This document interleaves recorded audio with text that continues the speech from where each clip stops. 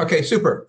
So welcome everybody. I present with Score and Fourscore once a month on some topic. Last month was compensation for workplace compensation. This month is business ethics. I've got civility coming up and staffing and recruiting and other things. I hope you can just keep attending and hopefully learn something. And that's what we're going to do today. Today we're going to talk about workplace ethics. I wrote this initially for human resources as a recertification credit opportunity because in our world of HR, we have 20 recertification credits we have to do every year or 60 every 3 years. And that includes a credit on business ethics. And there's just not that many out there. So I wrote this for my association and I put it together a little bit differently for Score because I recognize you're not all HR people. And some of you on the call are employees versus managers or leaders or business owners. So I'm going to try to give you stuff that is for you as a person that maybe you can take home,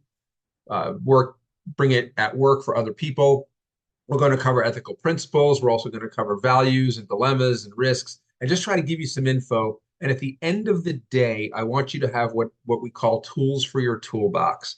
And what that means is if every problem you look at, if all you have in your toolbox is a hammer, then every problem looks like a nail. So if I can give you other tools, some you may use today when you go back to the office or go home or this weekend. Some of you may never use the tool personally, but pay it forward to somebody who needs a similar tool. That's what's in a toolbox. So hopefully we can get through some of that. I would encourage questions, input, feedback, comments. I'm all for it. In the world of human resources, feedback is a gift. And I try to teach that to all the employees and clients I work with. Shia gave you a little bit about me, but this is why I'm here. My why is in the middle of the bottom with that family of mine. I started my career in 1992 on a frontline supervisor doing HR when I didn't even know I was doing HR. And then I grew into corporate and core human resource generalist work. So I've been in the field, real field of HR for 26 years, plus going on 8 years of running my consulting business. So I'm building this up. I'm getting more acumen every day, learning more and trying to pay it forward, give it to you. I'm very active with the state council for SHRM, Florida, which oversees HR practitioners throughout the country and some other countries as well, like India and Canada. And I run this consulting firm out of two offices, one in Melbourne, Florida, and one in Eustis, Florida, in Lake County. I've got my QR codes up front along with my LinkedIn address and my email address. You're welcome in case you have to jump off early. As Shia said, you will have access to the recording. I am also happy to send out the slides to you. I also have a quick reference guide, a front and back sheet with some core ethics things that we're going to talk about today. If you want to link up with me, follow me. I've got I do newsletters and blogs and all kinds of stuff. I'd be happy to have you join. No charges or costs for any of that, just to help with your education. So with that, I am going to, and yes, you're going to get the slides. So I'm going to try to look at the chat and the Q&A as we're talking. I've got 4 sections, and I'll break at each section to look at questions and see if there's something relevant for this class that I'll cover. If there's something that's more general or even personal to you, if I can make it general, I will do that. If not, we can have a conversation after the class separately. I'm happy to offer some time to follow up on stuff. Sometimes ethics can be very personal, very individual, and it's all about what the company wants and what you want. It's a two-way street. And sometimes that doesn't, your ethic and somebody else's is different. So we may have to talk about stuff separately, and we will also talk about it, if possible, on this call. So I want to start with ethics. I want to separate out personal ethics and business ethics because they are different. Not always. I mean, there's a lot of overlap for sure. And many times we work for a company, whether it's on our own or for an organization, that matches our ethics, but not always. Some of the real basic ones we talk about are drug use and gun control. The office, the company can have specific rules and laws around whether or not they let weapons on premises or whether they drug test or not drug test. You may feel one way or the other. Like if you are anti-tobacco, you're not going to go work for Marlboro up in the Carolinas, most likely, but that doesn't mean you won't. You have to balance personal ethics against business ethics. And that's a lot of what we're going to get into today is helping you think about what that looks like, helping to define it. And then at the end, I have a plan for you, something you can do to implement an ethics practice at home, or well, it's built for work, but you can use it for home also. I do want to start with this, the personal versus business. Your personal ethics comes second to the business ethics if you're working for an organization, which means if you take the job, you better make sure that your ethics are aligned. Go ahead and look at their mission statement online, do your research about the company, ask people who work there, get a copy of the code of conduct or employee handbook ahead of time. Those are things that will help you rationalize and evaluate the organization's ethical stance relative to yours. The company is looking for that too, but at the end of the day, the company expects you to get on their train. So make sure it's the train you want to get on. When we talk about ethics, it really comes down to also behaviors and how we think about stuff. Behaviors in general, and just as a regular definition, is what you do with action in response to some type of stimulation, whether it's at work or at home or whatever that looks like. Your ethic, how you define that. I do a class in civility, if you've ever been to my program on civility, and I talk about how can we be civil. And one of the things we look at is putting a cart away at Publix or Costco or wherever you go shopping. Do you leave the cart in the middle of the street in the parking lot, blocking a parking space? Do you bring it over to the curb? Do you put it back in the cart rack where it belongs? Do you think, oh, somebody will do that for me? They work here, they do it, they'll get it. Do you not care? Do you care? That's kind of an ethic. What is your stance on that? Nothing's right or wrong. My ethic and your ethic may be different. Those are the behaviors that come from sociology, psychology, environment, from birth sometimes. We have stuff inside us. So getting your head around where ethics come from and then realizing what your stance is and where you're going to get to. And I've got stuff on values later also that might help talk this through. Will give you an idea of where you want to take this conversation for yourself at home or work. If you're leading an organization, do you have a say in what the ethics are? I own my company. My ethics are my ethics. And I've got a slide later that shows you what that looks like. So get your head into that as we start this presentation and as you continue to think about how ethics work from personal to business and vice versa. And that might help you as you think about what questions you want to ask or how you formulate your mission, value statements, those types of things.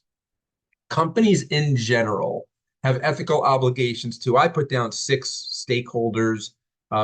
There's probably more. You as an individual have similar ethical obligations. Employers are looking at the employees, the shareholders, the customers, the community, the vendors, other companies, all of those moving pieces. There's contractors, which are partly vendors. We can make a bigger list if we wanted, but I want you to think about what these obligations do. You have the same at home.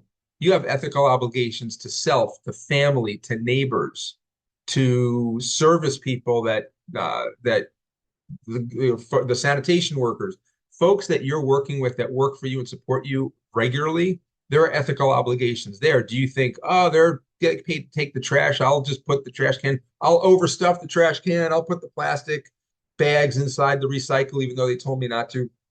Kind of think about what the rules are and where your lines are. And then we get into how you deal with that and what that means to you.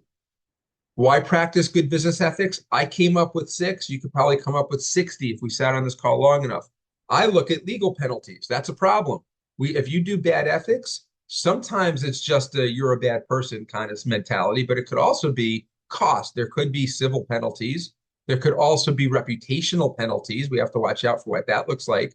What about morale? Whether it's employee morale or personal morale, if you don't follow your ethical standards. Then we have operational disruption. Who wants to be on the news? There's this thing we used to say in my old corporate days of the red face test or the headline test in the newspaper. If you don't want to see your name in the newspaper, don't do this activity. If you can't look at yourself in the mirror without getting a red face, don't do this activity. So think about where all that works with and what that does. There's just regular karma, regular ethics and integrity and standards that you want to uphold. And then all of it coming together is that if you replace companies with you personally, people that practice good business ethics distinguish themselves in the minds of their customers, employees, stakeholders, and others. These are all the reasons we do it. Benefits of ethics are similar to other softer skills that we deal with and the things we have to do at work and at home.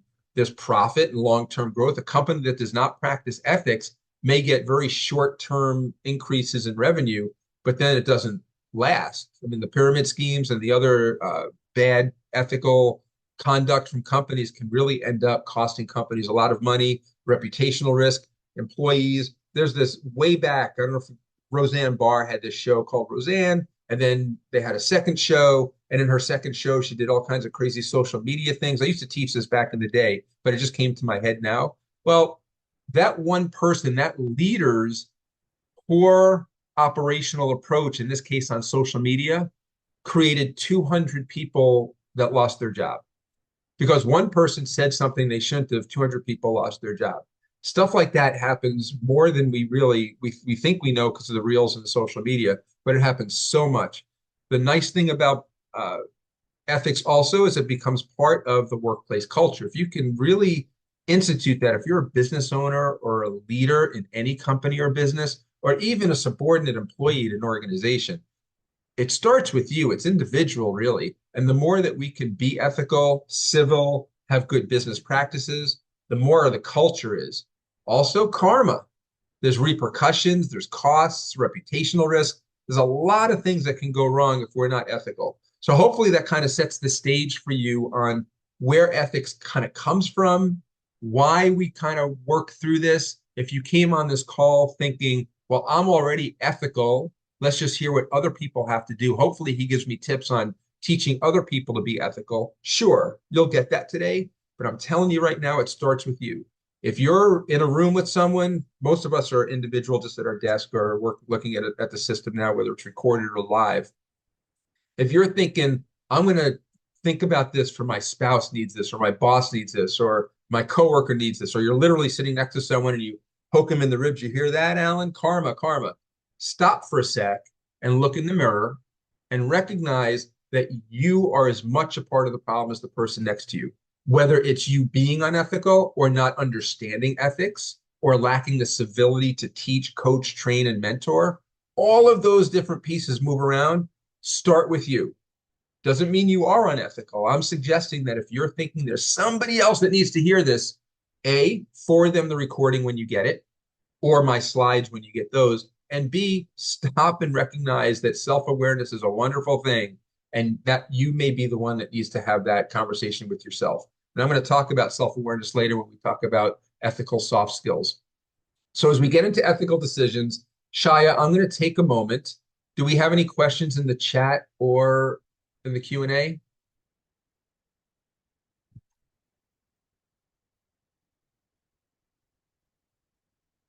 I don't see any. I see a lot of hellos. This is great. And I love Hey, that there's people Alan, from, yeah, we have one question, and yes, it's not for you, so don't worry about it. Just so everyone is aware, we will be sending out the link for the webinar recording 5 business days after today. We do not give the slides. That would be up to Alan. Alan, are you helping people with your slides this week? absolutely. I had the QR code up, Shia, when I first started, and I'll have it Yep. again at the end with my contact information. So absolutely, if you reach out to me, I will send you the slides. There you go. Thank you, Alan. That was it. Thank you, Shai. I appreciate that. Okay, well, keep them coming, y'all. If you have any input or questions or thoughts, feel free to share. I try to make this also for, I mean, I don't try, I make this for you. I created this presentation for the audience. And if you have questions and you want something addressed, you're welcome to do it. If you're more comfortable doing something after, and a little trick we have in my world of human resources and other worlds too, but this is what we say. If you have a question and you're thinking, uh-oh, this could be indicting or I don't want anybody to know, just tell me you're asking for a friend. I have a good friend who at work, yada, yada, and that'll help with the whole process. So with that, ethical decisions. We want to make ethical decisions. That's a goal of ours. I don't think anyone really, let me take this back. There are people that wake up in the morning thinking, I'm going to make someone's day miserable. That's real. We see people go to jail for that all the time. People at work, we think that, they're giving us problems, but I want you to think about it differently. Most people do not wake up in the morning trying to make your day miserable. It just happens. Sometimes you created that from being in a bad mood. Sometimes they created it from being in a bad mood or whatever that interaction is. So we're going to talk about as you go through the day, making ethical decisions. Sometimes, and we touched on this earlier, your personal and your professional ethics will collide. I mentioned too about drug use or drug testing and gun control. It could be an ethical decision about how you approach working with a client. I had a situation not too long ago with one of the folks I work with, one of the organizations I work with, where they have a policy in their customer service process of there is no one-to-one customer service. There is no regular, you have a problem, call Alan. It doesn't work that way. They have a rotational program where they don't want that level of connectivity where one customer service rep and one customer have too much of a relationship. That's just not how they're set up. That's not how they're built. They don't have the resources to support that. And it's not going to help anyone because that person can't be around all the time and all good reasons not to do it. Well, if that is not how you think, if you feel like, and if you're a manager especially, if you feel like I want personal attention for my clients, I want somebody with a problem to know they can always reach me, and your company doesn't support that, that is a collision of ethical values. Now, it should be simple enough for you to get on the company's train because you joined the company and that's their process. It's how their rules are written, it's their policies.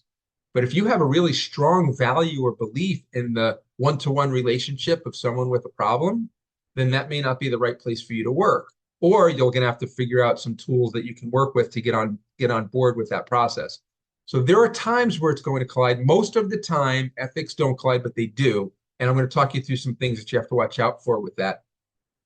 Let's start with ethical principles. There are essentially 5 that I put together for our conversation when we talk about trust, clarity, community, keeping accurate records, and respect. And I highlighted respect because I'm going to show you something in a sec. I want you to think about these principles of ethics. And I've got soft skills later that get into other things like integrity and honesty and so on.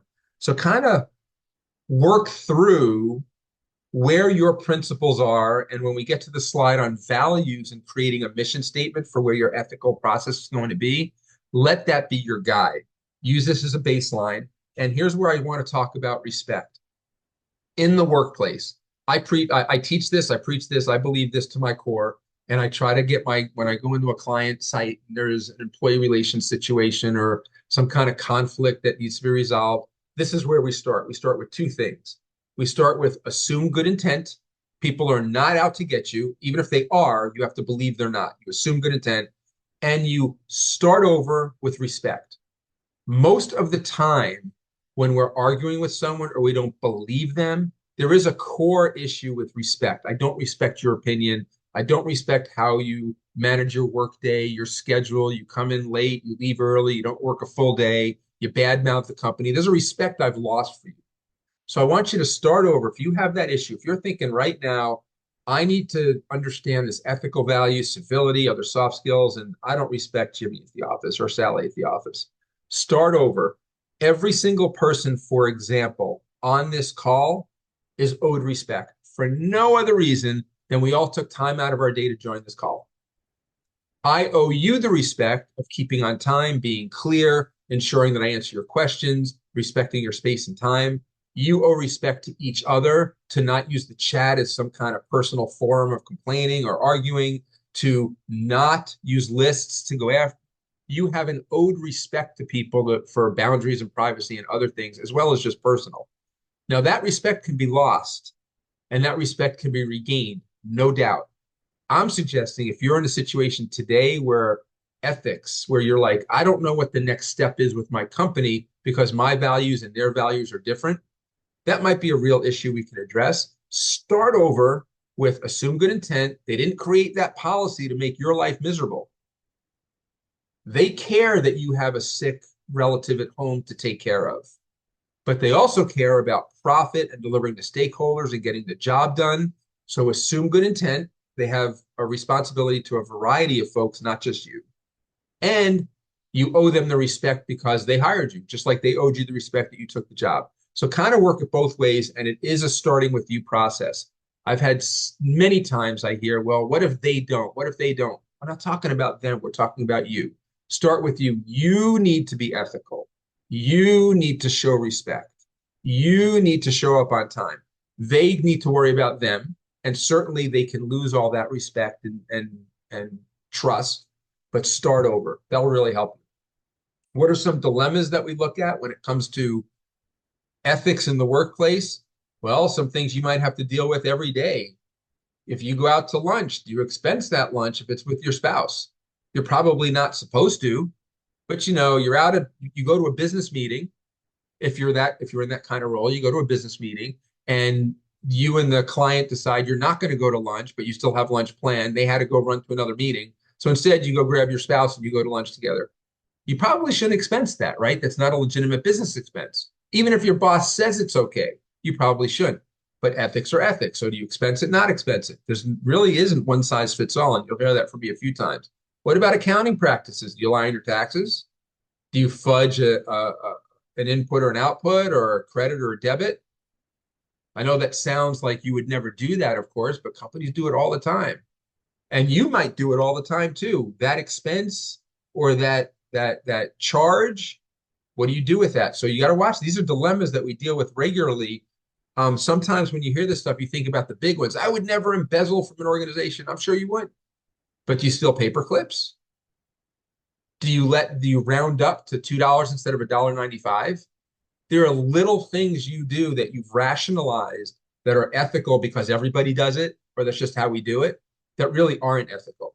And you want to recognize what those lines are and where you're crossing them and what you can do not to do them. That box of pens in the filing cabinet is for everyone, not for you to take home because you're out of pens. But we think it's for us because it's just a box of pens. They'll do more. Okay, that's what I want you to watch out for. Are you doing things that can cross the line, that can create a problem for other people and for the organization? When you make ethical decisions, these are some bullets for you, some tools for your toolbox as you think about what are the steps I need to do to make an ethical decision. Many times we don't think too deeply about it. We just kind of rationalize it. Like I said before, everybody does it, or that's just the way things are done, those types of things. I'd like you to learn to pause. There are some things that give you even a moment of pause. Determine the ethics. Is there legal issues? Does it affect other people? What information is there? What's the situation? Especially if you're a leader or a boss and you have to make a decision on did somebody break the code of conduct or is there an ethical violation? Then there's actions and testing the decisions. What if I go this way? What if I go that way? And of course, implementing the solution. What are responsibilities? This is really for corporate, but could be for home. We've got to worry about profit, people, planet, and principles. These are the things that every company has to worry about when they make these decisions. When I built my business, I had to look at this also. Companies I've worked for in corporate, think about this. If you are not on the inside thought track for an organization, this may be foreign to you. You may not be aware that companies think about this all the time. Profit, people, planet, principles. These are four things that they go through all the time about, am I doing the right thing? And the companies that don't do this are the ones that end up on the front page of the newspaper. What if you have to address unethical behavior, whether you're a boss or a coworker? This could be just a colleague conversation. This could also be a leadership conversation.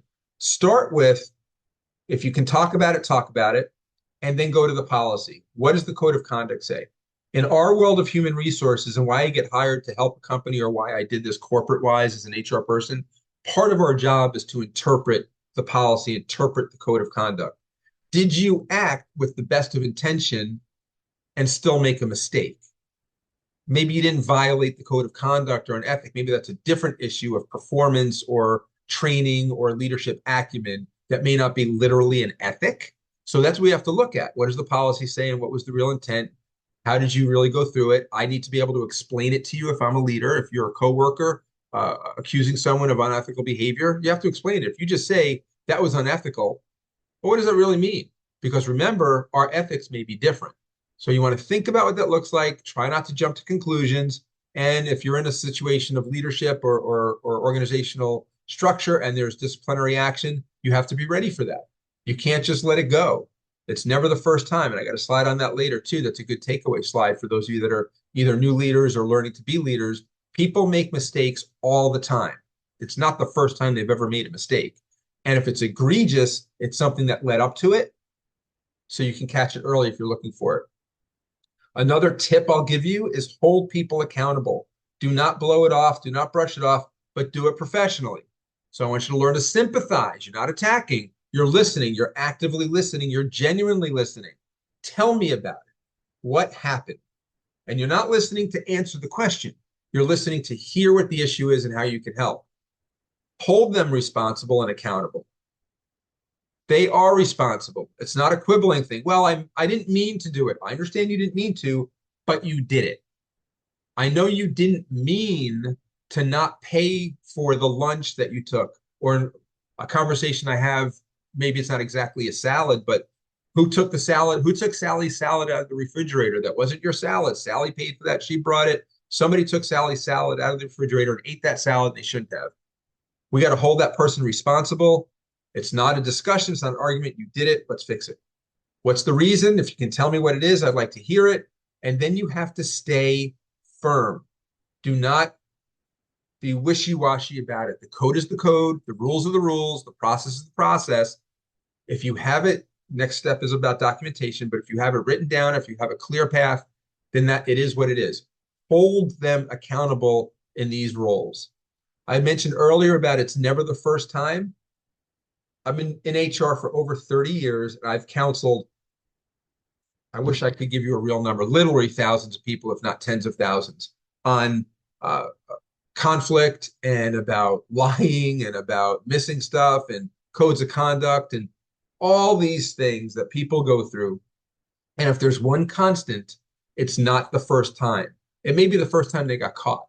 And it may be the first time you heard about it or somebody saw it, but there's always something before. And a lot of times you did see it, but you didn't even know. So the first time, if you're a boss, if you're a leader, and somebody's late for the first time, we are like, especially if they're not usually late, if they are normally, regularly on time and a diligent worker, and they're late, like let's say they're just a few minutes late, and they've called ahead, you probably won't address it. You'd be like, okay, no problem on the phone or on text. But then it's a second time. You're like, this is uncommon. Now, the third time you're going to go talk to them, it's already been 2 times. And maybe it's not late. Maybe that's too tactical. Maybe it's raising their voice. Jimmy is usually very calm and professional, has a great level of business acumen and very, very put together. But I just saw him raise his voice at another employee. I'm sure that wasn't. And then it happens again. And by the third time, you're saying, okay, that's the third time I've seen it. If I see it again, I'm going to say something. Now we're 4 times in and nothing's been said or done. That's what I mean by it's never the first time. You've either seen it and you've ignored it on purpose, or they've done it before. Point is to catch it, watch it, document it, keep track of it, and be there to help. Remember, we may not be looking for trouble. You don't have to look for trouble. Trouble will find you, I promise. I want you to think about how you can help your folks, what you can look for. Are they stressed out? Are they emotionally losing it a little bit in meetings, raising their voice, finding people? These are some things I want you to look for. And the last slide I have for this particular section about the baseline of ethics is when you should blow the whistle. You know, blowing the whistle is actually, there's a whistleblower policy and whistleblower processes, and there's this reasonable belief. So it becomes legalese as well. If we take out the term whistleblower and we say, and we just use it more generally, like, should I tell somebody that I saw something? The real extreme is full-on lying, messing with the accounting books, labor practices, things that are like literally can get people like sued and really bad stuff. But there's also day-to-day things that you see people do about, I mentioned before, taking the last box of pens out of the filing cabinet, or putting a package of staples or paper clips in your pocket or somebody else's pocket. You know, these are relatively minor things that we don't think too much about telling on someone. Do I tattle? Do I blow the whistle? You've got to really balance that. That's your personal ethic. How much are you going to let someone get away with or not? And at what point does it become personal? What if they took your stapler? What if they took your salad? Or they took your gum out of your drawer? If you see them do it for someone else, I'm telling you, they're going to do it to you too. So where do you draw the line? I give you some things to think about for that. There is no one size fits all. There is no right answer unless it gets really bad. If you see unfair accounting practices or labor practices, like cheating on taxes or hiding money or not paying people for overtime or underpaying people or taking advantage, things like that, or bad language in the workplace that becomes harassing or discriminatory, you've got to jump on them. Most codes of conduct and employee handbooks will dictate that employees are required to say something. So there's that, certainly, and make sure you can talk about the time, date, and you have a witness and what you saw. But the littler things too, you have to decide that and think through that. We can talk about that separately. We can get into a chat Q&A on it. It's really about drawing that line and figuring out where you want to be. And we're about to get into that in a little bit. We're going to get into how to build an ethics plan for yourself through values and mission statement. I'm going to go through this one kind of slide by slide. These are the soft skills. I built this out. I use this in a lot of my presentations, the idea of soft skills, because we get hired or take a job because of the technical capability or the organizational structure. What are they paying me? How much advancement can I have? What's my growth opportunity? What's the training? Does the boss seem like they're a cool person? The companies think the same way. Can this person do the job? Do they have the right skills, the right temperament based on the interviews? Those are why we get hired and take a job. But we stay in a job and we keep a job because of soft skills. There's a term, you may have heard this phrase, it's not unique to my world of human resources. You get hired for tech and fired for behavior. Well, the reverse is also true. You take a job for for the organization itself, who they are, what they do, what they stand for, those things that you know, and you'll quit because of the organizational behaviors, because of the organizational soft skills, how you're treated day to day, how you're respected day to day, all this stuff. So soft skills is such an important thing. I've got a few here. I built out 20 that I think are essential to the workplace. If you're, and I'm going to leave this up for a sec, if you are familiar with these, awesome, pay it forward. If you're not familiar, I would encourage you to create your own learning plan. Take the rest of the year. You could take, I have 20 soft skills here. There's 60 something that are kind of called soft skills. I picked 20 that I think are pretty important for the workplace. This is where you start. For the next 20 weeks, find an hour every week that you dedicate to exploring each of these soft skills. You can go to YouTube, you can go to Google, you can read a book on it, you can listen to a book on an audiobook. There's so many different ways, free and low cost, that you can get more educated on any one of these things. And as a general rule, if you're telling me, I'll just pick on adaptability because that's the first one. I am hugely adaptable. Are you sure? Is it because somebody said, hey, good job adapting? Maybe you got a 5 out of 5 on your last performance review on adaptability. So in your small world of your small organization, in your small pod, you're adaptable. That is very important because that's what you have to do today is balance your adaptability with your current job, like this ethic we're talking about. Bigger picture is the more you can do. Can you be more adaptable? Are you really, if you haven't been scored on it, you just think you're adaptable? Do you even know what it means? Can you even define it? So I would encourage you, take an hour once a week for the next 20 weeks or spread it out a little bit, but over the course of this year, hit every one of these soft skills and learn more about it for yourself. You'll be a better employee. You'll be a better friend. You'll be a better partner to people. You'll feel better about yourself too. I also want to remind you, and I touched on this before, don't think, for example, that, gosh, I'll never be good at customer service. I'm not a good orator. People don't listen to me. I don't have the right words. False. Every soft skill can be learned. You may not want to learn it, and it may be hard.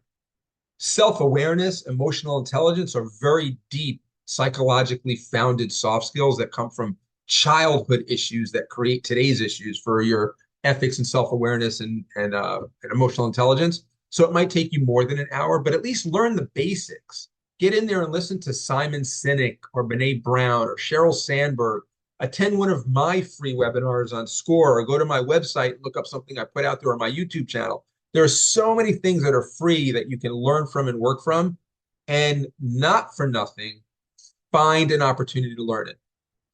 When I was early in my career, I had the benefit of being told to find a mentor. I wasn't given a mentor. That was reserved for the top 1% of, and I wasn't in that role, in that area. I was good, but I wasn't there. So I was informed, find a mentor, which I guess was better than not being told to find a mentor. And I did. I went around the company and I asked people to help me and coach me. And it wasn't easy. I had 2 people tell me no, one because they didn't want to work with me. They didn't know me well enough and we were in different worlds and they weren't interested in doing it. And the other one actually said yes, but then left the company. So it wasn't easy. It took me several months to find someone that I was comfortable with and was comfortable with me. And if you're already at that level of your career where maybe you don't think you have anything more to learn, which of course is never true, but if you're at that level, mentor somebody. Teach for SCORE if they'll have you. Go to the library, Big Brothers, Big Sisters. There's so many things you can do to pay that forward. All right, here's the list of soft skills I want you to get deeper on. These are more specific to ethics. And then I want to get into building a plan. Learn integrity, have integrity, be trustworthy, honest. That's also played out in a little bit. Owning up to your mistakes. Having integrity is a huge part of creating and being a part of an ethical environment. Having the right attitude, showing up properly, having the right balance of work life, whatever that means for you. Work life balance is very individual. And frankly, I call it work life blend. I'm not sure I fully believe in balance. I believe in blend. I believe that the blend that I have for my work life creates balance. So, what does that mean for you?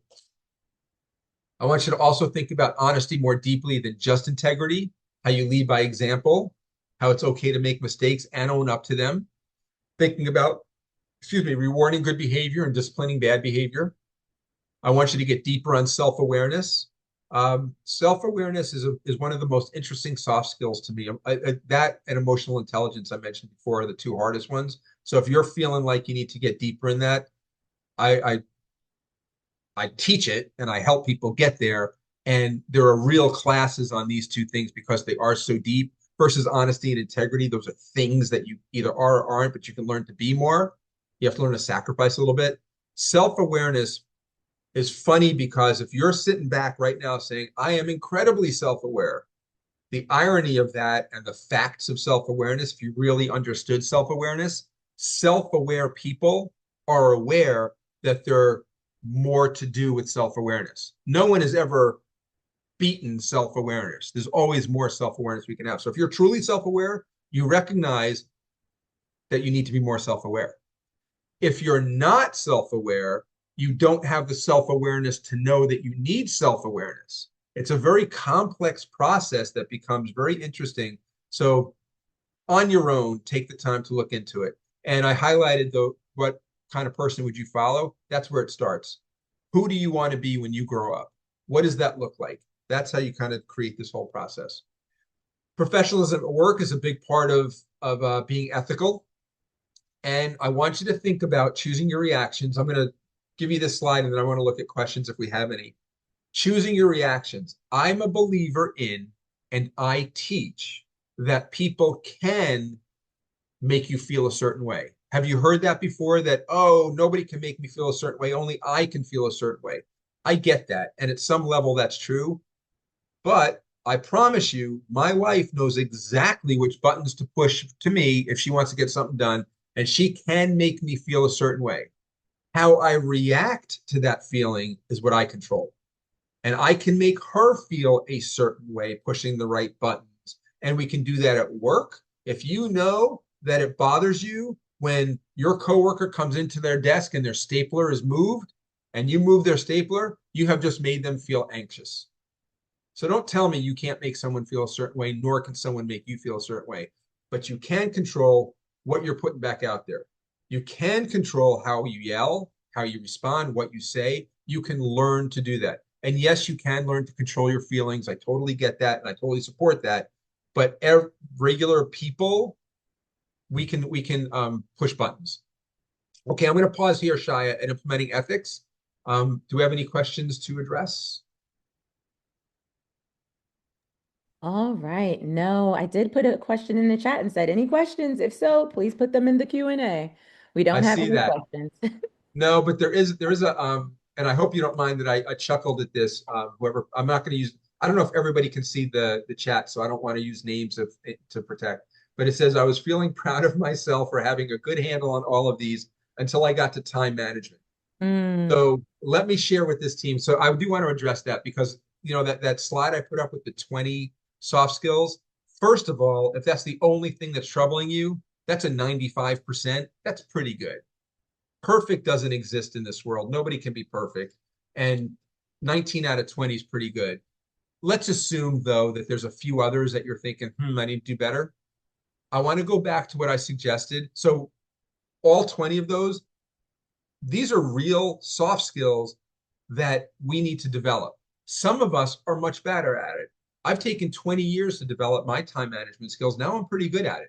Focusing my time, blocking my time, creating boundaries, determining where I spend time, where I don't, what I let interrupt my day, which, by the way, in this section here for implementing ethics, I'm going to teach you about mission statement and values that will help you create your boundaries. So time management, we're just picking on time management because that's within the queue, that's what's in the chat. That could be replaced with any of the 19 others or any of the 50 with 60, whatever others that have been labeled time, soft skills. If you see something like that, I want you to read about it, learn about it. What do you need to do? If it costs money and you can't afford it, do a free thing. But I want you to take that. So I love that comment. And if anyone else has said, oh, I got 15 of them down, but I need the other 5, okay, do all 20, but start with the 5 that you need the most help with. So thank you for your comment. I appreciate that. And I hope you don't mind it. I read it as you were being facetious a little bit, but I also read it as it was a serious, real thing that you need to work on. Implementing ethics, guidelines, I want you to start with. Remember, this is personal as well. It's written for business, but you can turn this into personal. Policies and procedures. Do you have a code of ethics or a code of conduct? It's not going to happen overnight. It requires time, patience, follow-up, assessment, reassessment, restructuring. Ethics, there are some basic ethics. We don't allow stealing. Okay, well, decide what that really means. Like, I can't think of the company. Maybe it's Best Buy. I can't remember anymore, but it doesn't matter which company it is, but there are some retail organizations that require employees to prevent customer theft of property. Meaning that if a customer walks in and stuffs their pockets with stuff off the shelves, you're supposed to stop them. Now, I don't know if I agree with that or not. That's violence in the workplace waiting to happen. Maybe they have a security guard, maybe all these things. Other firms, other retail stores will say, you never get in the way of somebody stealing. If somebody's going to steal something, I don't want you hurt. I don't want you getting involved. We have cameras. We'll take care of it. So what's the ethic? Is one right, one wrong? You have to decide. So that's what I want you to think about. As you give it time, you learn what's the process. I want you to look at behaviors. I have this other slide. I should have put it in. I'll put it in here for the next one. It's you've all heard, or have you ever heard the expression, hate the game, not the player? Yeah, I want you to focus on behaviors, not people. I want you to focus on requirements, not demographics, things like that. And then integrate ethics. It's so important that you integrate ethics throughout all the programs. And they should be consistent ethics. If your code of conduct says one thing or doesn't include something and your employee handbook does another, and they're supposed to say the same thing, that's a miss. So you want to be consistent. And then I want you to ensure ethical behavior, develop the management program, develop the codes and the books, create the policies and procedures, and then, which is the hardest thing for a lot of leaders, is enforce and hold people accountable. If you put it in writing and you say, if you do this, then this will happen. If you're late 5 times, you will get a written warning. If you steal something once, you're fired. We have a 0 tolerance for harassment. We have a 0 tolerance for theft. If that's true, you have to hold people accountable and follow up with your saying. So before putting it down in writing or before saying it, make sure that you can follow up on it. Define roles. When you're building an ethical program, I need you to define roles. Generally speaking, you're going to have leaders, people that oversee the process. You're going to have a committee that creates it and judges it. So lawyers, judges, police, it's that kind of mentality. And then you can have an ombudsperson. And if you're not familiar with that word, it's basically a neutral party that helps make decisions. So similar to a judge, but really somebody that works for the company that decides ethics problems neutrally from what some boss or somebody told them to do. So they follow the code, they follow the process, and they make the decisions. And above all else, there is no one size fits all. Every company has a different program, different process, different policy, different thought, different expectation, different stakeholders, different clients, different everything that this code of ethics and process will support, and vice versa. I want you to think about whether you're doing this for a company or personal, begin with the end in mind. Where do I want it to be? Earlier, I used the phrase, what do I want to be when I grow up? Same kind of thing. What does good look like? What does bad look like? What don't you want to be? What do you want to be? You want to create that. I want you to also think about what types of responsibilities. I put 3 up here that are the most common: legal, financial, philanthropic. I want you to think about, there's more responsibilities, of course, but think about what responsibilities are you trying to solve for when you create your ethics program. Learn to create goals. This is not literally a soft skill, but it's a great technical skill to learn. Learn how to set goals. I put a few bullets up here to help you learn. Think about the meaningfulness of them. Are they relevant, which is part of SMART, but are they relevant to your world? If you can make a SMART goal, it actually plays it out like line by line. Is it specific? Can I measure the success? I want to get a degree one day. That's not very specific. It's a good goal to have, but it's more a dream than a goal. Have you ever heard that one? A goal is a dream with a deadline. So if your dream is to have a college degree, set up a SMART goal, specific.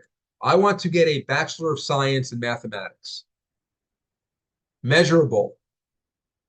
Within and time bound, so you can combine them. I want to get a degree in mathematics from a local state school that won't cost me more than whatever the FAFSA will give you or whatever you've saved for it. It won't cost me more than $5,000 a year or whatever the magic number is by 4 years from now. So you're setting yourself a goal with real specific, measurable objectives. And if you make it unrealistic, that's a problem. I want to do this all in a year. I don't know of a single bachelor's degree program that'll do it in a year, a legitimate one anyway. Now, if you already have a lot of credit, so I want you to work that through. What does that look like? Determine your values. Now we're going to get into some things that you can reference later too. I want you to think about what's your happiest, proudest moment. When I do this in a workshop, we actually break out, we stop, and we work this through. This is, of course, not a workshop, it's a webinar, but you can make your own workshop. If you're going to re-listen to this, if this makes sense to you, when you get to this point, hit the pause button and work this through. Identify your happiest, proudest moment. Figure 5 to 10 values. And next slide, I put 12 just to get you started, but there's probably more. And remember, of course, values can change. There's no one size fits all. You'll have to grow with this and learn from it. Here's a value chart that you can start with. Some of these are soft skills also. Wisdom, independence, those are not literally soft skills. They're values. Respectability or respect is a soft skill, but learn what these are for you. Brainstorm it, take a blank sheet of paper, close your eyes, let your brain come out your mouth and put it down on paper and list whatever you want to list that you value. And if you don't know how to do it on your own, go to the Google or the Chat GPT or the Copilot or whatever your favorite one is and ask for a list of values and ethics, or how do I create a value statement or an ethics statement? Once you've done that, I would very highly encourage you to create a mission statement.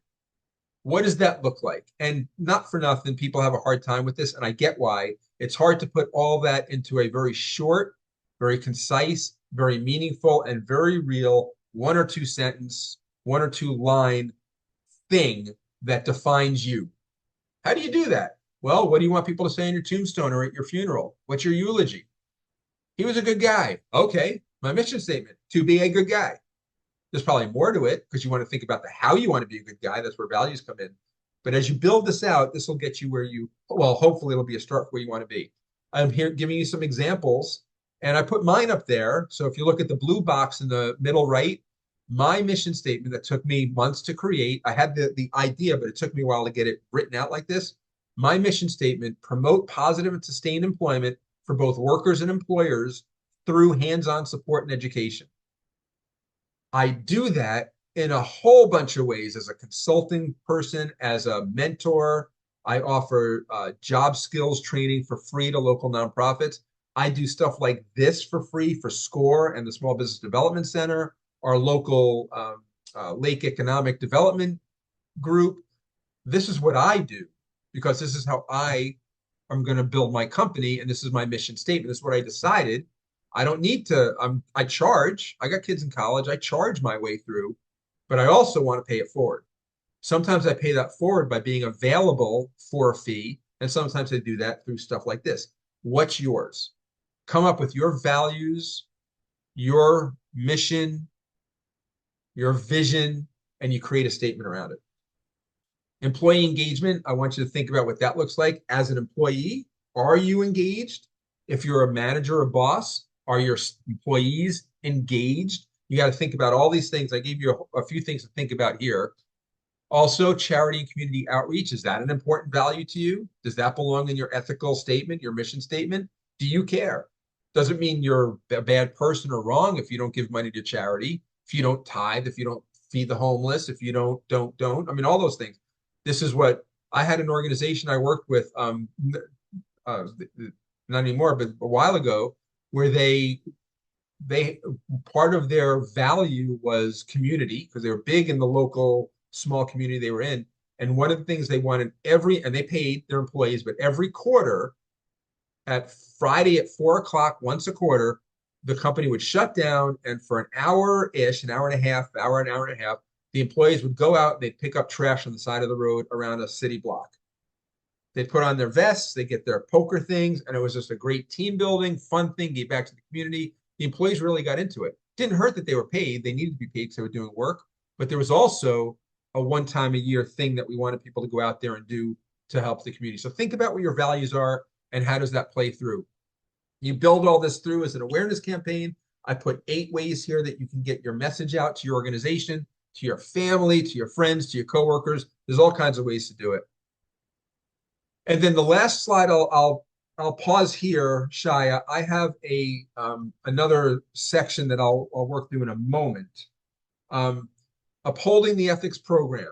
Some things that we forget. You need leadership buy-in.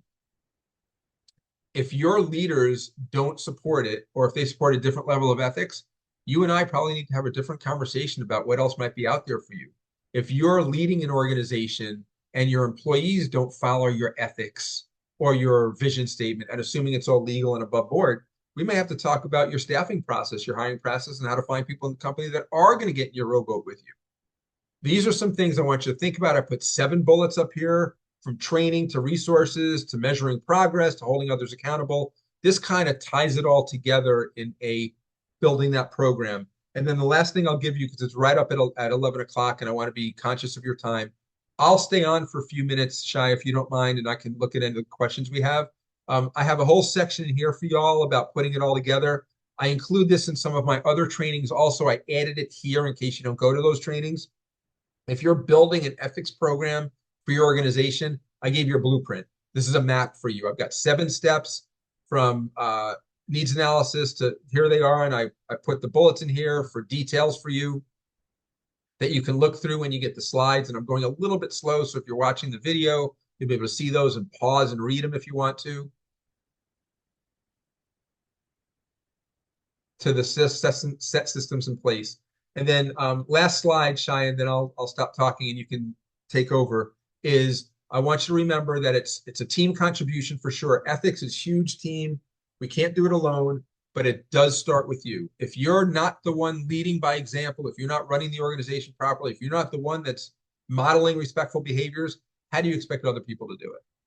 So here's my contact info. Feel free to, if you didn't do it early, you can take a picture of the QR codes or call me or email me or what have you. So thank you very much for your attention, everybody. I appreciate it. And Shia, turn it over to you.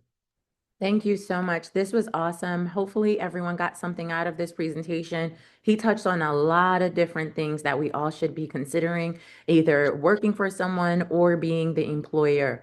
So thank you all so much. Alan, we don't have any questions. You're so thorough. This is the second time I've worked with Thank you. you, and you're so thorough that we never have questions at the end because I think everyone just gets it with you, and I appreciate that. So I in the chat, appreciate they're that. saying thank you. They're saying thank Yeah. you, Alan. They're clapping. They're saying good info, excellent presentation, very informative. Thank you. We appreciate you, And Alan. Thank you thank all you. so very much. Thank you. And Shai, before you run off, I do see 2 things above all the, and I appreciate the gratitude. Thanks everybody for the thank yous. I see something from, I guess everybody has access to the chat, right? So I see something from Philip. So thanks for clarifying that. I appreciate it's real. We can work in that. Samantha, I see a question from you. If you wanted to get with me after, we can connect. I don't have your email here, of course, but you have my email here. Send me a note and I can help you with your question on this W-2 status piece. Sorry, Samantha. It wasn't in the Q&A, so I did miss it. I do apologize, but thank you for catching that, Alan. Oh, 100%. Thank you. And Shia, thank you for hosting. I appreciate it. Absolutely. Thank you, everyone, for attending today's SCORE Jacksonville webinar. Until next time, please know that your webinar recording link will be sent to you 5 business days after today. Everyone have an amazing weekend. Bye, all. Thanks, everybody. Bye.